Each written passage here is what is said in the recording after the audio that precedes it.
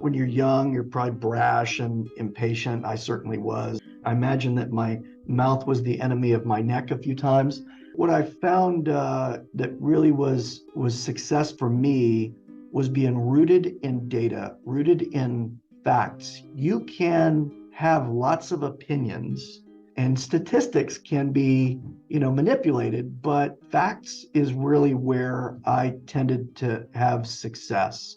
And I operate from data, and I've used data throughout my career to help reinforce points, to be able to move agendas.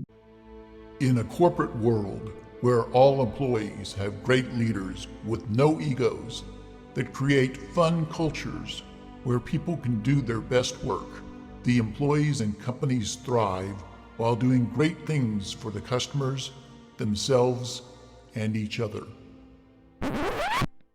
Well, we know that rarely happens.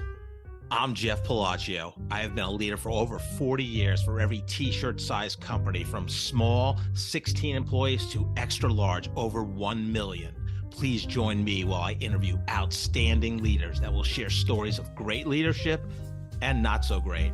It will help you become a better leader while poking fun about all the crazy shit that happens in corporate America.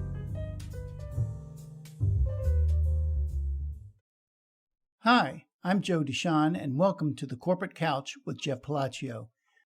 Today, Jeff is interviewing Reinhard Mabry. For the last 17 years, Reinhard has been the president and CEO of Alphapointe, one of the largest nonprofit employers of people with vision loss and providers of rehabilitation services in the United States. Prior to Alphapointe, he spent 5 years as vice president of business development for Winston-Salem Industries for the Blind. And he spent 7 years as the director of RESPECT of Florida, the Florida Association of Rehabilitation Facilities. He has a Bachelor of Science in Political Science, as well as an MBA from Florida State University. You can learn more about Reinhard and Alphapointe at alphapointe.org, spelling Alphapointe with an E at the end. Let's listen as Jeff talks to Reinhard. Reinhard, welcome to the Corporate Couch this morning. Jeff, thank you very much for the invitation and opportunity to talk to you today. Yeah, we were, I first met you, I guess, virtually when you were on Randy Powell's Lessons in Leadership, and then Steve Johns connected us to see if you would want to be a guest on this podcast. So I'm very honored. You have a great background, and I know you've done some great things throughout your career, especially the last 17 years at Alphapointe as the CEO, and very excited to talk to you today. Well, thank you. I appreciate it. I'm with you mentioned some really tremendous people. I'm humbled to be around them and get to know them. And so they're just talented professionals and colleagues. So really all just a wonderful group of folks. I find that just the whole idea of having a round table, nonprofits have a board of directors. Some business owners have the benefit of having a board of people that help own the company and provide advice, but just having a sounding board, it's lonely at the top. So it's good to have a sounding board, and these guys are really tremendous colleagues. Yeah. Fortunately or unfortunately, when you're the CEO or president of a company, some people don't want to tell you, what they think, right? Because of the title. So, well, I know that group. We're getting in an age where they tell you a lot more than you probably want to know. Sometimes they're very unfiltered. Some particularly younger people. Well, that's good. That's good. You want the unfiltered truth, so that's good. Reinhard, I'd like to start with a fun question. So even for people that know you fairly well, what one thing about you would surprise them? Oh gosh, I'm such a transparent person. I'm not sure if that. Well, I am a lover of dogs. I've had dogs throughout my life, and I have a Pomeranian that most dogs have always attached to my wife, the primary caregiver. This one follows me around as soon as I get in the house. So I love this little ball of fluff, but he's very cool. So Love it. yeah, that's probably something that not everybody knows is this Yeah. little tiny little Pomeranian just follow me all around the house. That's pretty cool. Yeah, we have a 2.5-year-old ultra mini golden doodle called Jeter for Derek Jeter, and so he follows both of us around. He's a stage 5 clinger, so I spent 11 plus years in the animal health industry, so very familiar with having pets. So that's great. What was fun for you as a child growing up? What did you love to do? So my dad was an outdoorsy guy, and when I was young, I remember fishing with him and my grandfather. But what became really exciting and more of a passion for me was soccer was one, because I'm not the big guy in the room, so soccer was really an easier sport for me to not get killed. And then golf, and I love golfing. And as I've gotten older and be able to golf with my kids, and that just it's a great way to commune. It's a great way to socialize, have some competitive edge. So no, that's what I enjoyed doing when I was young, and what I do now. Nice. Yeah, I took up golf later. I didn't grow up playing. I took it probably in my early 30s. I started, but it's a great sport because it's you against you. Meaning, there's nobody trying to tackle you or throwing a 95 per hour fastball at you or guarding you. So you can't score as in basketball or soccer. And it's just and it's a really microcosm of life. Every round you go play. Absolutely. Humbling sport. Yes, very humbling. Would you like to reveal your handicap to the public? Sure. I'm sitting just below 9. Nice. Well, yeah, I love that. We'll have to golf someday. I am not a 9. I'm probably or over double that, but I'm fun to play with. So folks, he's trying to get strokes from me already. There you go. Yeah. So was your aspiration to be a professional soccer player or golfer growing up? Or, when you, as a kid, what was it like? When I'm an adult, I want to be this. What was this for you? It's funny. I think pretty early on, I knew I was not going to be the starter on many sports teams. I'm not going to be the center at a basketball team, and I'm not going to be the quarterback in a football team. So my aspirations were really more towards business, and frankly, early on, and probably once I started thinking about it, something beyond being a rock star or whatever is law. I really was fascinated by the legal profession, and so for a long time that was an aspiration. And then probably in college is when I started to shift and say I really want to be more focused on business, and see a pathway that way as opposed to the legal profession. So you went to Florida State and got a political science major. So was that the reason you did major in political science, because you were thinking law school when you entered FSU? No, that's exactly right, Jeff. I was thinking that way at the time, and there was just a lot of interest in what was going on in politics and government and policy. I just had an interest in that stuff. I still do. I'm probably a policy nerd now, more around disability policy and disability advocacy. So it's become what my business experience is. But yeah, I had a real interest in it, and it was very fascinating, and it remains fascinating today. Was there a particular person, politician, president, senator that, as growing up, that you thought, oh wow, that made you be interested in being in politics and law?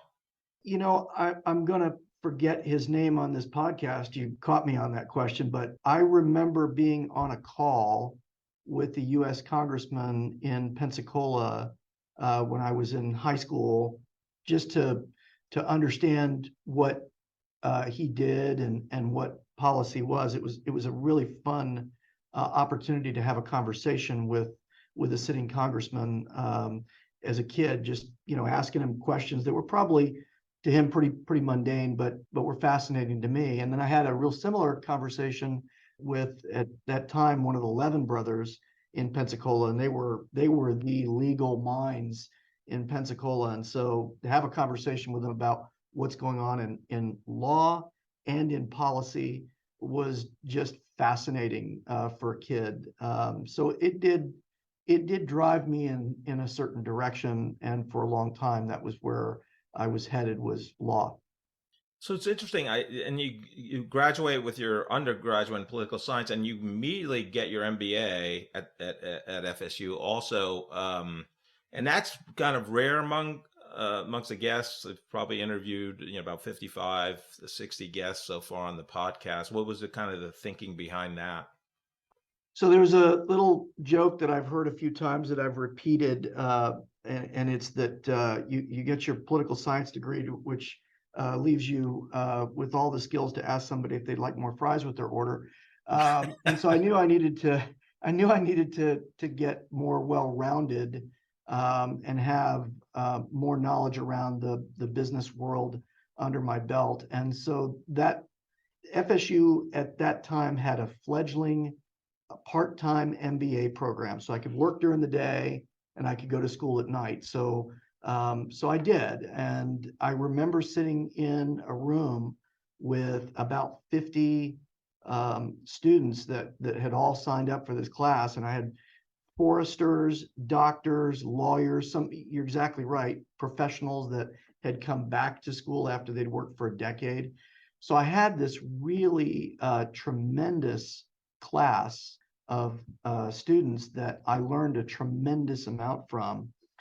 But I also learned right off the bat, part-time program, that it was going to be a long distance run, not a sprint.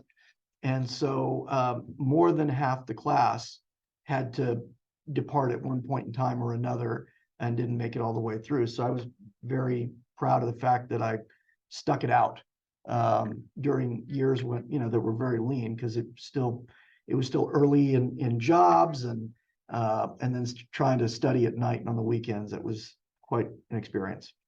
Yeah, I took a similar path. I graduated in May, and then the next January I did night school MBA, and it took me 3 years, but I did it. So right, it's something. But what the experience is tremendous. How you meet people from all walks of life that have all these different experiences, and I just found it very enriching than a daytime full-time program, which I thought might not have had the same type of student composition. So I thought it was terribly enriching. So what was your first job out of college, at undergraduate, and how did you get it? Yeah, so I worked for the Board of Bar Examiners as an investigator, frankly, for the Florida Board of Bar Examiners. So I would get the applications from applicants who wanted to become lawyers in the state of Florida, and that was not my most exciting job, and not one I really relished, because you were essentially trained to distrust everything that was presented to you, and that really wasn't my mindset. I think maybe I'm, particularly at that time, and perhaps a little bit more seasoned now, but I was probably a bit too optimistic for that type of a job. And then you had, the typical types of sales jobs that I had that were really just getting me through. My first professional job in this field was at Respective Florida, and that was just at the end of the MBA. What was your job search like? How did you get, hired there? Yeah, so it was very fascinating. In Tallahassee, my wife was finishing up school, so I wanted to stay in town, and I wanted to do something that really used my MBA. And your college town and a government town, the opportunities were somewhat modest. The MBA program, as I said, was fledgling, and so they had not really extended their reach to really be a known organization for MBA graduates. And so it was really a business development opportunity with a nonprofit that captured my attention. And the executive director wanted someone with some business acumen. Here I come in, hotshot, smart aleck, don't know anything, but he wanted somebody with, we'll just say, the business mindset to bring to the enterprise. And the enterprise was incredibly unique. It was a middleman between government organizations, state, city, county, and nonprofits that employed people with disabilities. And we were the entity that would go and find those contracts, those opportunities, and secure them for the nonprofit agencies that were employing people with disabilities.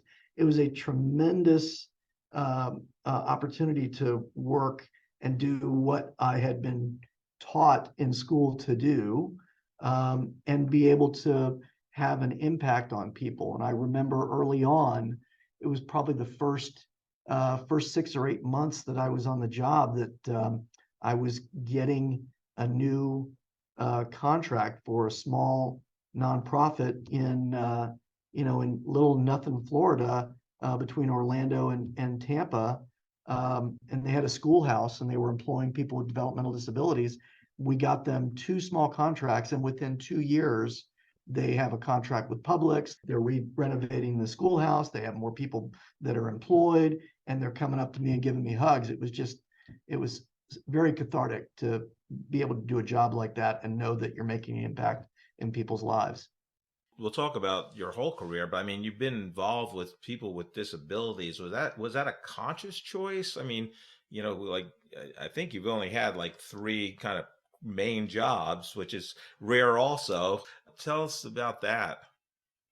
Yeah, so I didn't have disability in my family, and I'll tell you, you go back to, what attracts you to the nonprofit space versus the for-profit space or government, whatever. And even when I was thinking about law, I was thinking about helping people. How could I help people? So what made me gravitate to the idea of service, I think really was rooted in where I came from. I was born in Vienna, Austria. I was adopted when I was 3 years old. I lived in the Philippines. I lived in Africa. We traveled around a lot. So I saw real poverty. I saw what the benefits of being an American and all the bounty that we have. And I was very grateful, and I felt that way throughout my life. We are very blessed as a nation and as a people. And so I felt a sense of need to contribute back and to demonstrate my gratitude to my fellow man in some way. I didn't know what that was, but I knew I needed to do something that was going to feed the soul as well as feed my family. And so nonprofit work really was something that I gravitated towards because it fulfilled that in me. Yeah, no, that's phenomenal, and I can't wait to talk about the rest of your career. But yeah, so what you had a 7-year run at Respect of Florida there. What kind of, especially early on, Reinhard, what was your biggest learning? Coming out of basically, school, both undergraduate and your MBA. Kind of, what was the big learning for you early on in your career there? Well, there were a lot of things. I mean, first off was when you're young, you're probably brash and impatient. I certainly was. I certainly probably, I imagine that my mouth was the enemy of my neck a few times. But what I found in that really was success for me was being rooted in data, rooted in facts. You can have lots of opinions, and statistics can be manipulated, but facts is really where I tended to have success. And I operate from data, and I've used data throughout my career to help reinforce points, to be able to move agendas, be able to move policy. And I remember early on, there was an agency in Florida that was struggling with fulfilling contracts timely. It was supplying products to the state of Florida. Customers were unhappy. We were getting a lot of feedback. And so here's this brash young man going down to meet with the leadership of this nonprofit to tell them that they got to get their act together. And I found myself just using data to help, because they weren't going to listen to me. You know, I'm younger than anybody else in the room, but I could command respect by just having facts and then being able to give them practical advice that could help them solve their problem. It had to do with inventory management, had to do with supply chain, things that today are probably the back of my hand, but at the time were new ideas to be able to implement and be able to make an impact. And we did. And we grew jobs, we grew sales, and we calmed a community of customers that were getting to a point where they were threatening to revolt. Well, so was that, were you good at math growing up, or was that a result of the MBA program, or what other things did you rely on to have that data based mindset, I guess? Yeah, I was pretty good at math. Math's always been a easier side of the game for me. So that's easy. I will tell you, I kind of have a tendency to see numbers and remember them, and it's easier sometimes than remembering names. But I see numbers very clearly. So that helped. And then, frankly, just if you will, just say the rigors of what you learn in the MBA program help me to be able to look at the problem through the lens of a customer and through the lens of a financial model that would make sense, that could help the agency overcome some of its challenges. And that's what we did. So you scored high on the quantitative section of the GMAT, obviously. Yeah, I did pretty good there. I did pretty well in the ACT. That was all right. So, but so what was good for me was having that. I was able to make an impact, and we were fortunate. I mean, during the time that I was at Respect, we grew sales, I think 50%. We grew jobs throughout the state. We saw wages rise. We saw employment numbers rise. It was a fun time for a long time there.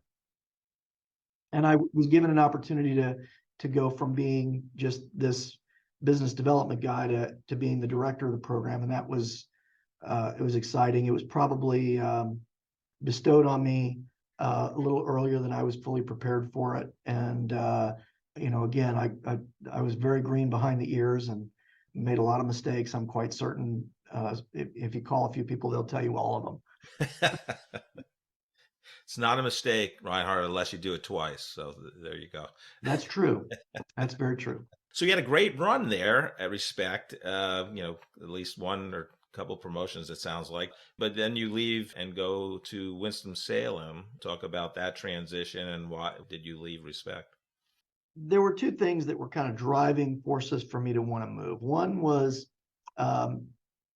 I was appointed by the governor's commission to be the director of the program, and did that for about 4.5 years. And I liked it, but I did get more wrapped up in public policy and more around policy debates than doing what I really enjoyed doing, which was growing business, growing work, and seeing the fruits of that labor.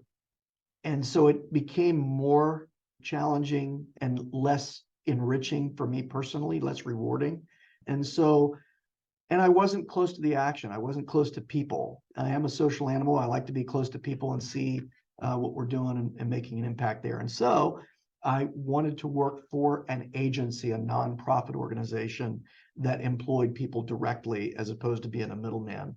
And so I looked for that. And Winston-Salem, the president and CEO, was a really dynamic guy. Dan Boucher had come from National Industries for the Blind, took over the agency about 3 or 4 years before, was trying to build a team that was going to help them grow, and came calling. And I moved to Winston-Salem and was there for 5 years. And we really had some very interesting times there. I joined there in May of '01 and just off to the races. It was a lot of fun working there. And I learned such a lot I learned a tremendous amount from Dan and in the business and with the people that I worked around. There were colleagues. It was fascinating. It was a second MBA. Wow. Yeah, that's phenomenal. I mean, yeah, you had great success there. And then I'm going to say you took the jump because you were offered the CEO of Alphapointe. Is that the reason you moved from Winston-Salem to Kansas City in '06, or what was the kind of progression? I was actually hired by the CEO of Alphapointe. He knew he had a short window and wanted to find his successor. And so came calling. I mean, this community that I'm a part of, this business community is a fraternity, and you have some success in it, you're going to get noticed, and people are going to come calling and talking to you about where there's an opportunity. And so that's we met at a networking event, spent the day, frankly, it was on a golf course, spent the day golfing and laughing, and saw that there was a lot of commonality between the two of us. We're friends 18 years later. And so I was called to come here to help Alphapointe grow the business. They were struggling financially. They were having trouble with their bank. They were having trouble with, with trying to getting out of a rut that they were in with business development and sales growth, and in frankly the financial performance of the organization. And so I came in to help make that better, and we were fortunate. We had some things go our way. Yeah, so it's a phenomenal history, Alphapointe. Why don't you tell the audience a little bit about the purpose, the mission, the history? Sure, Jeff. So Alphapointe was founded in 1911, and let me go through each month of the next. No, I'm kidding. It was founded by, the story that I came to Alphapointe with was that it was founded by a woman who had a brother who was blind. They came from Nebraska, and she wanted to make it successful, and that is true. There's a backstory that there was a blind man who lived in Kansas City. He lived in Rosedale, and he created this movement. He ends up being the first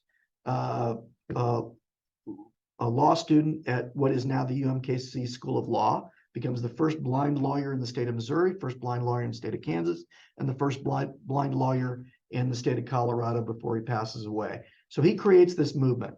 And what came of that was this organization that was organized to do two things: to help people who are blind navigate the challenges of life and live independently.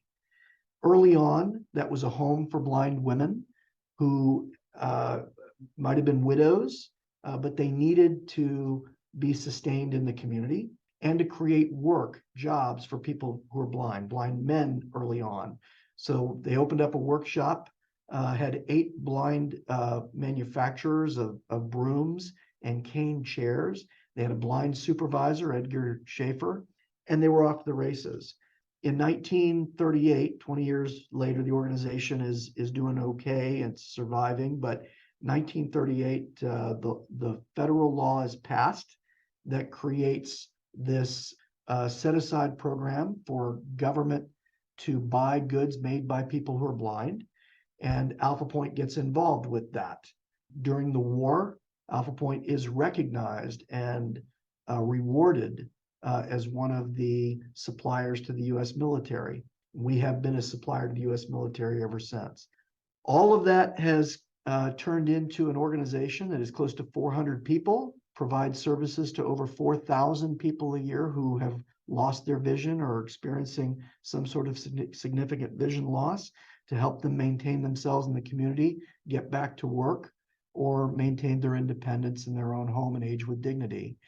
And we're very proud of the work that we do in the communities that we serve and for the people that we employ, who are, many of them have not had a job before or haven't had a job in a long time, because the unemployment rate for people who are blind is about 70% nationally.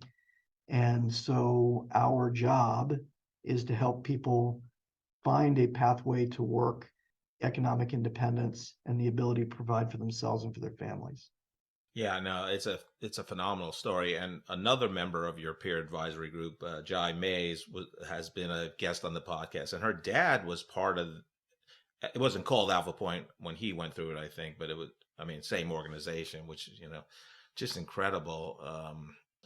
And we'll get back to the kind of, helping people, all the people you're helping, but like, what was the big surprise for you coming to Alphapointe? Now you're running a company for the first time. What, kind of what was your, initial, like, oh my God, I didn't know about this? Or did you have one of those moments or a couple of those moments? Oh gosh, there are probably so many of those moments I probably couldn't hit to any one. I will say this, that the community, for an organization to be as old as it was not known. It was a secret in town. And that was a surprise to me. So few people knew who it was, what it did, why it needed help. We had a board that were lovely people, but they were struggling to get the organization to be better known and better visible. And I remember sitting in a meeting after I was hired as the CEO, and I said, okay, I'm going to take the organization public. And the board chair is thinking, well, who is this schmuck that thinks that we're going to sell stock or something? But what I was really talking about was I wanted to increase the visibility and ultimately the esteem in the community of the organization to bring people to it. To me, a nonprofit has to have two things to be. First off, it's a nonprofit by virtue of its IRS designation, not as a business strategy. So the organization has to make money. I don't care if you're a church, school, hospital, whatever. If you don't have money, you can't deliver a mission. And then the second thing is it has to be relevant to the community that it serves. And that really was the second issue that we had and where we were struggling. People didn't know about us. Did they care? What happened if the organization just ceased to exist? Would anybody remember or give a darn? And I wanted people to care. And that's where we put a lot of effort and emphasis in order to increase the visibility, engagement, and esteem of the organization and the brand. Yeah. So talk a little bit about, like, I had a brief experience with a global not-for-profit. I was in the local chapter here. But the model for Alphapointe is a lot different than other not-for-profits in terms of how they receive money. Talk a little bit about that, Reinhard. Yeah, so what's happened throughout the course of the agency's history is it raised money, but it wasn't dependent solely upon fundraising dollars in order to sustain itself. And almost every foundation in the city and throughout the country, whenever it's giving money to a nonprofit, asks the nonprofit, how are you going to make this gift and stop coming back to me every year for more? How are you going to make this program sustainable? If you don't have my money, is it still going to exist, or is this a one-off? And so Alphapointe's business model has been the creation of business to create jobs and fulfill its mission, such that it is sustainable. Whether or not it has huge receipts in fundraising, it will still be able to sustain itself and deliver services and employment to the community. So most of our effort is around the fulfillment of contracts that we have with the state, with the feds, with private customers. But everything that we do is a mission-based activity. It's all under the same umbrella of creating jobs and delivering services to people who are blind. It just happens to be that I generate revenue, I generate margin, And if there's no margin, there's no mission. So my job is to generate a margin in order to create sustainable jobs and to fulfill the services that we want to the community.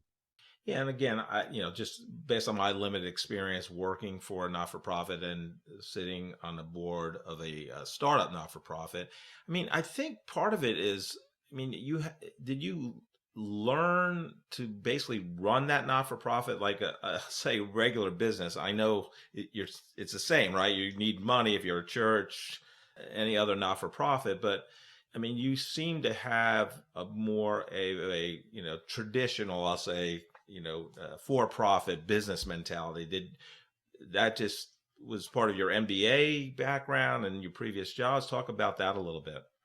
Yeah, it is. I mean, when I came to Alphapointe, before I accepted the job, I asked for a copy of the financials, and I don't know that everybody does that. I would tell any of your if your listeners that's thinking about taking over an organization or going to be in a position in which you're in the leadership team, is I want to see your financials and understand what it is I need to do and can I make an impact. And I knew, within 5 minutes of looking at the financial statements, where I could be helpful and where I could make an impact at Alphapointe fairly quickly. It was apparent.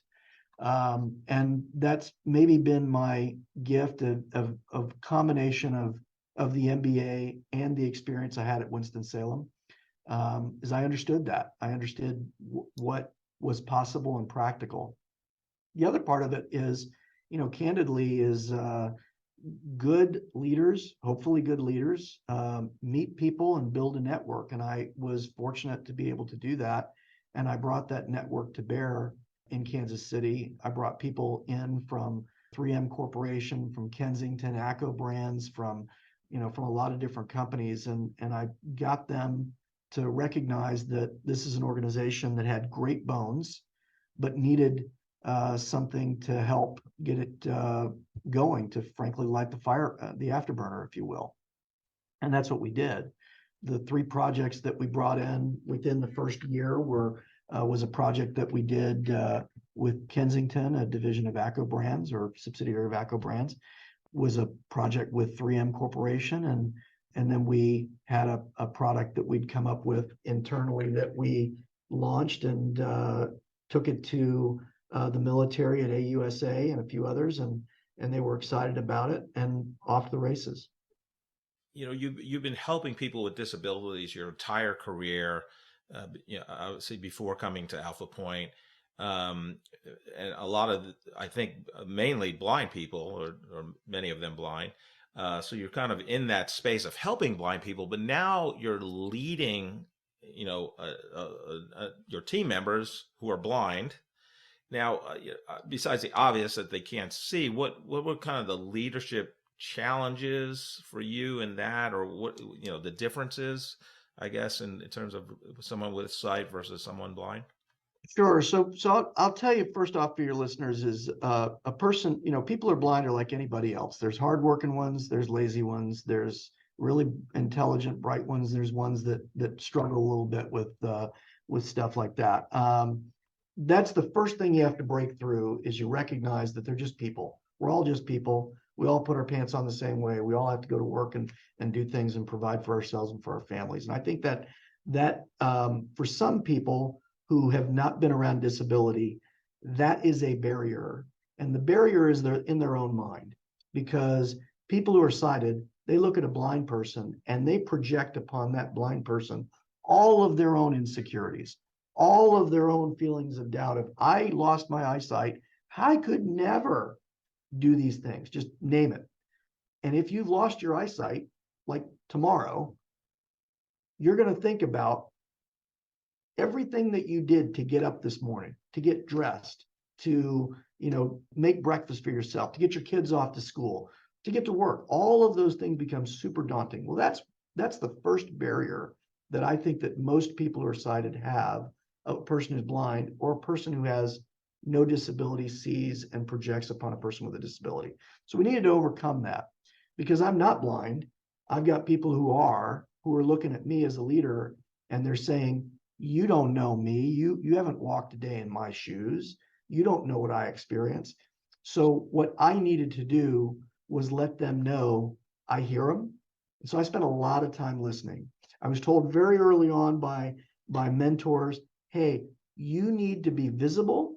And I don't mean visible by, to somebody who's blind, but you need to be there. They need to know you. You need to be accessible, and you need to give a darn. You need to demonstrate that you care.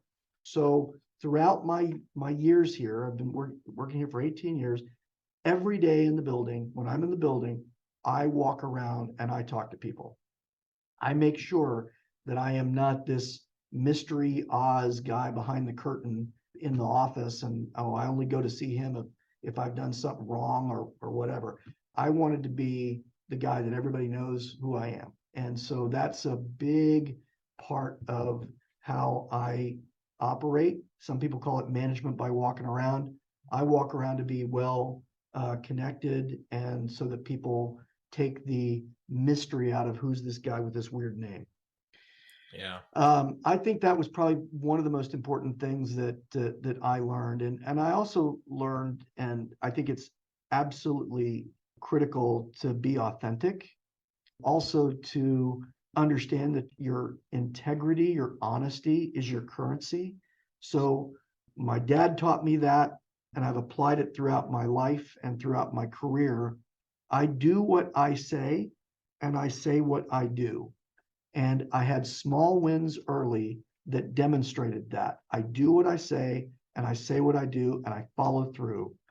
And those things matter if you are a line worker or if you are a master's degree professional. That mattered to me, and it mattered to them, and it built a relationship and helped to make a very healthy culture here at Alphapointe.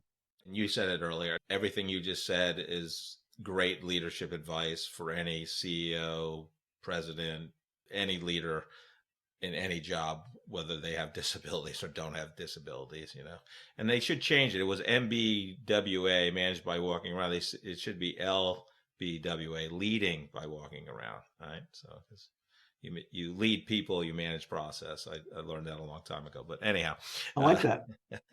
So tell, I think you have some core business, I'll call them units. Explain those a little bit, what Alphapointe. Yeah, great question. So we have a large injection molding operation here in Kansas City where we supply bottles, prescription bottles, to the Department of Veterans Affairs. They operate a mail order pharmacy business throughout the country for veterans. Your listeners probably don't know that unless they are veterans. But they get their medicine from these mail order pharmacy locations that are throughout the country. We supply all of the bottles for the VA and the caps for that mail order distribution of prescription medicine. We've been doing that for 25 years, and we're very proud of that business. That has been expanded now, where we also supply prescription bottles to Express Scripts, primarily for their contract delivering to active duty military and their dependents. So we're not only serving veterans, but we're serving active duty and their families with the prescription bottles and caps that we produce. We also supply a few other things in that umbrella. So that's one is injection molding, the plastics business. We are a assembler of office products. So we've been making writing instruments since 1969, and those have evolved over time. We used to make just stick pens. Now we make a whole fleet, if you will, of tactical pens. You think, what's a tactical pen? What could that be? Well, when you think about a soldier who's on the battlefields or the front lines, they certainly don't want a pen that reflects light. So ours is essentially a metal pen that is black or green, but it's in a matte finish. It's not going to reflect light. It is metal, so that it's sturdy, and it also can be used in the cockpit of an airplane because it has been designed so that there's no foreign object debris that ends up in the cockpit and gumming up the works. That's the other aspect of our business in Kansas City. In New York, we took over an agency in 2014 sewn goods. So we sew military uniforms. We sew what we call a litter strap. We developed our own patented tourniquet. So we manufacture and supply tourniquets. They've been sold in the military. We sold about 800,000 of them since they were developed. But they've been shipped to Ukraine, and they're used by our soldiers, sailors, and airmen today. And then we operate base stores on military installations at Fort Leonard Wood and at Little Rock Air Force Base. So we have a pretty diverse business line. We also operate call center that employs people who are blind.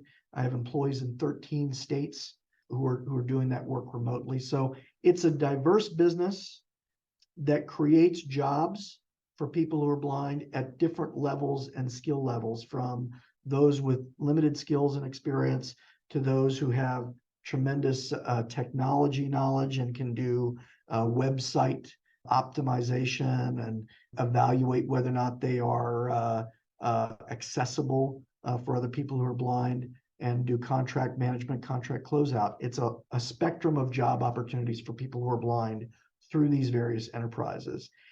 And then we operate a rehabilitation and clinical service, which creates both a training curricula for a person who's lost their vision or is experiencing a dramatic change in their vision, or who needs advice, occupational therapy in order to maintain their function in the community, whether it be in their home or their place of business, so they're able to maintain their job.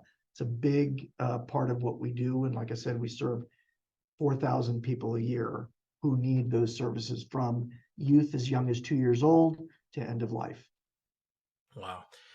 Yeah, I'm so impressed with the kind of diversity you have, which is phenomenal. And I always, having ran inside sales channels and actually been on the phone selling, I always say selling is hard, but selling on the phone is really hard. But it's such an advantage, really. And I think you've talked about it before. I've heard you talk about it before. But when you're blind, it's a lot about your listening skills are so phenomenal, and selling on the phone is all about listening. So you really have an advantage. Oh yeah, it's almost like a gold mine. Absolutely. Yeah. I tell people we have the best listeners in the business, and I mean that as in a bit of a joke. But it's funny. People are sighted. They think about a blind person. They all think about Daredevil, right? The superhero, right? The blind superhero. Because they think that everybody who is blind suddenly has super hearing. Well, they don't. They just, 70% of our inputs come through sight. And so if you don't have sight, you're using the rest of your senses and spending more time attuned to them. If you closed your eyes, just sitting out on your porch or just sitting in your office, you would hear the hum of your air conditioner. You'd hear an insect that's flying around. You'd hear people that are walking in the hallway, or people that are walking on a sidewalk. All of those things would suddenly become more real and clearer for you. So if you're a person who's blind and you're working a call center job, you have a set of headphones on, and in one headphone ear, you're hearing the customer, the person that you're talking to on the phone, and in your other, you're hearing what's going on the computer screen, so that you're able to navigate that computer and get to the right field to be able to enter data or to be able to answer the question the person that's calling you is asking. That is the power of our brain. It's tremendous power that we have locked up in our brain. And frankly, the person on the phone, if the person who's doing the job working for me is doing it well, the person on the phone has no idea they're talking to somebody blind. It makes no difference. They get the same great experience that they would if it was a sighted person or a blind person. No difference. Wow. Yeah, it's phenomenal. So like like every CEO that was leading a company during the pandemic, you had your challenges, but outside of what kind of a regular CEO that's not running a team with disabilities, what were your unique challenges with Alphapointe? Yeah, boy, I tell you what, it's really fascinating when you think about some of the first most basic thing that everybody was told to do: be 6 feet apart, right? So if you're a blind person and you need to be guided through a space that you're not familiar with, the practice is to put your hand on the arm of the person that's guiding you so that you can navigate that space. It's called sighted guide in my parlance. Well, you weren't supposed to do that. If you're working in a production space and you're blind, and it is an assembly space, it's not equipment, you're moving things along and you're touching and you're moving very close together. You're creating almost a dance. Well, if you can't be close together, that becomes really hard, and people who are blind can be isolated. That was a tremendous challenge for us and for our workforce. Beyond that, think about the fact that you're a blind person, anybody with a disability, anybody who can't drive is using public transportation. Well, in New York, public transportation was dropped. The traffic was dropped by, I don't know, 40%.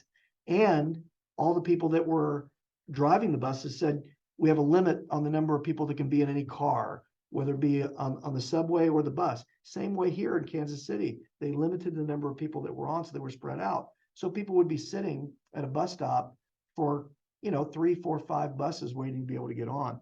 It was a tremendous challenge for our workforce. But I will tell you and say this to all your listeners, anyone who's thinking about hiring somebody, think about a person with a disability, think about a person who's blind. My workforce, my blind workforce, never missed a day.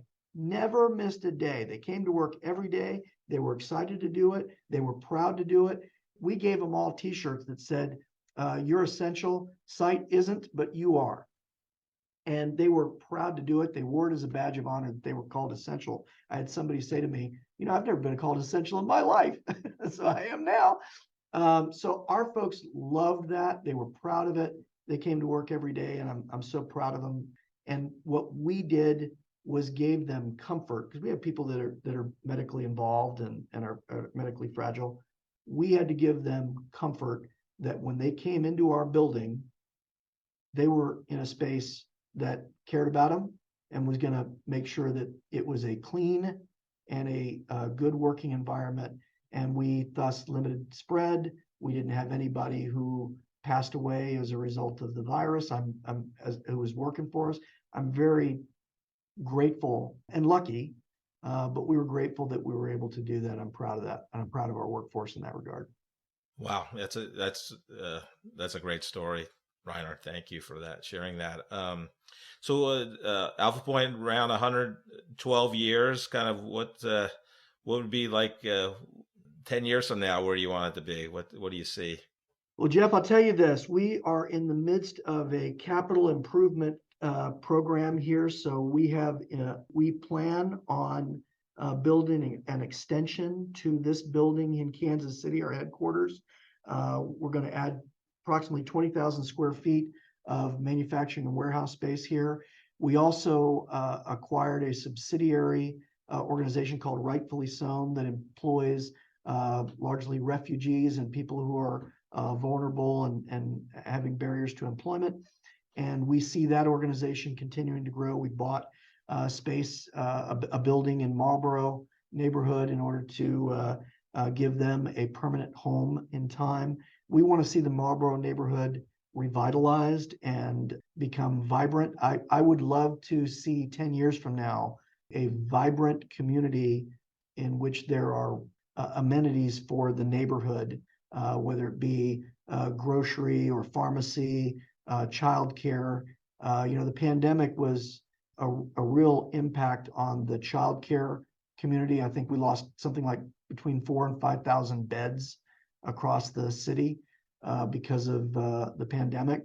And New York had some similar challenges in that regard. So I really want to see us be a catalyst for improving the neighborhood. And then I want us to continue to grow and serve and employ more people who are blind. We have a 3-year strategic plan that includes the continued development of innovative products, adding to our family of patented tactical medical devices so that we can help the warfighter survive catastrophic injury and return home to their family. That's where we have invested our time and our money. And we think that if we do that, more soldiers, sailors, and airmen are going to come home to their family members and continue their lives. So that's what we're doing. And I can tell you that my blind workforce is excited to be a part of that and to feel that they're able to contribute in some way towards their nation and give back, as well as have a job and a career. Well, I'm betting with you, not against you, because you're a determined person. You've done great things, and I know you've grown Alphapointe tremendously in your 18 years there. So thank you for all you do for the blind community. That's just tremendous. Thank you.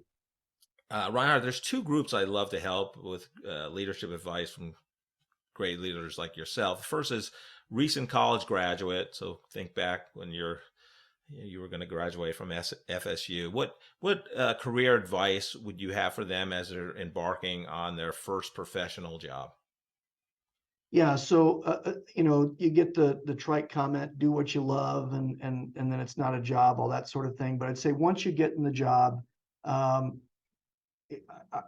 think young people, perhaps they've been driven by social media, or maybe it's just how the world operates today, but you don't know everything. The gray hair that's on your leaders' heads is earned and learned.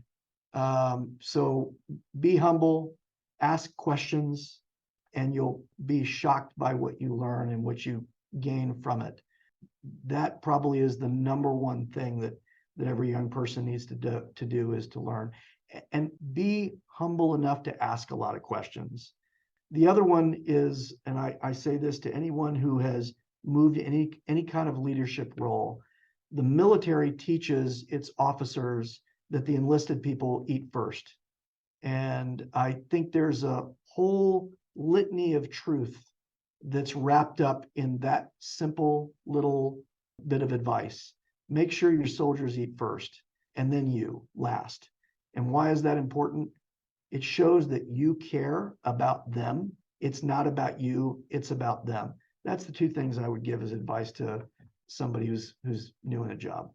Well, I think you already answered the second question I usually ask, because the other group I like to help is after you get a job, you usually are not leading people, but then you get promoted and now you have a group of people you're responsible for. So anything you would add to that, your soldiers, your team members eat first, any other advice as those people begin their leadership journey?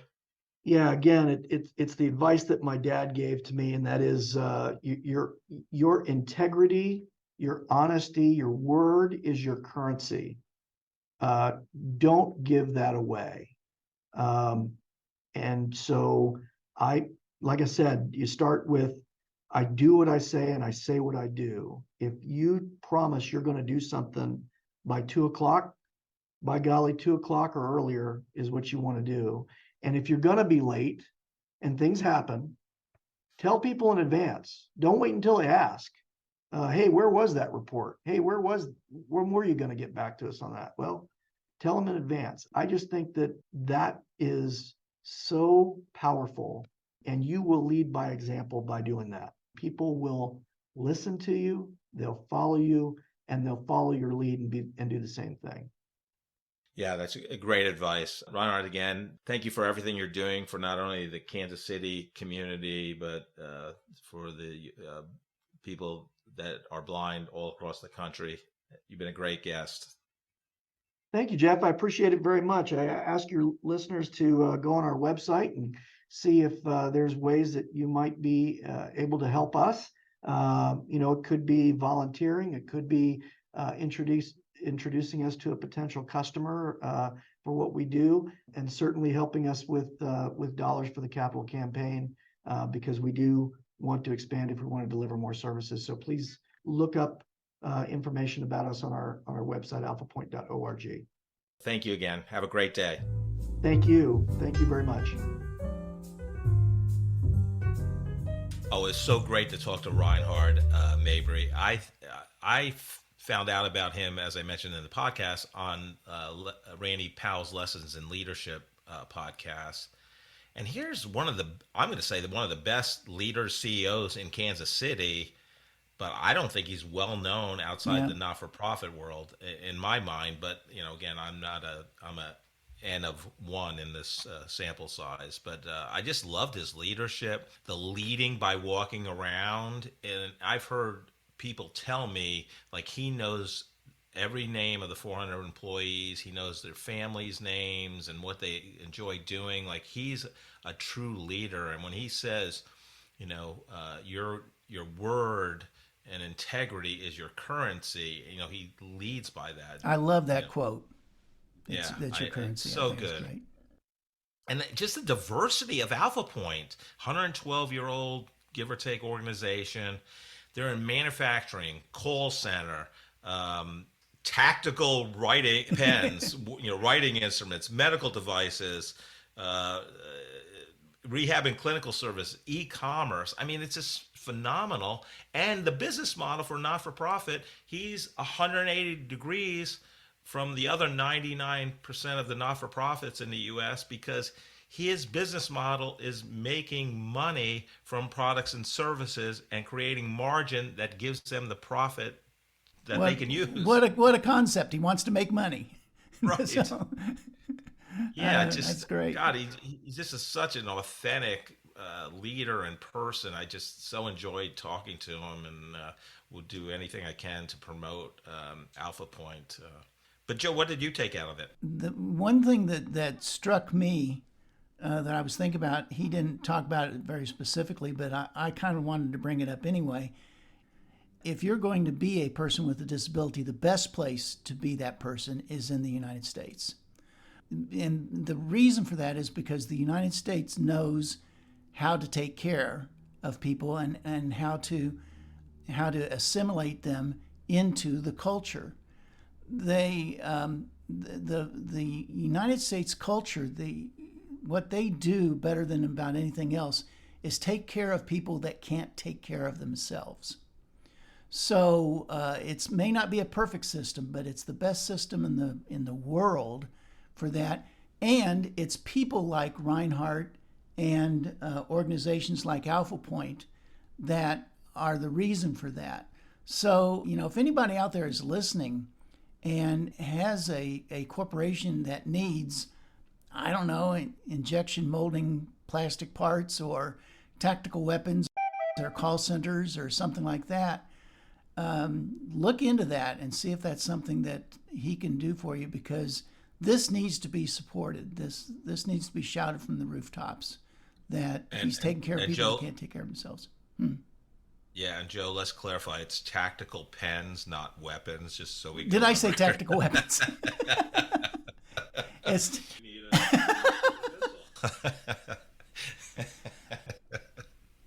Joe, what leadership advice do you have for our great listeners today? Well, today we're going to go back to one of our favorites, that great philosopher named Stephen Wright. And he's the one that said one time, or reminded us that one time, that half the people that you know are below average. Thank you so much for listening to this episode of The Corporate Couch. If you enjoy the podcast, I would love for you to take 2 minutes out of your day to rate us 5 stars and write a review. Please join me next week to learn from another great leader sharing their professional journey and insights.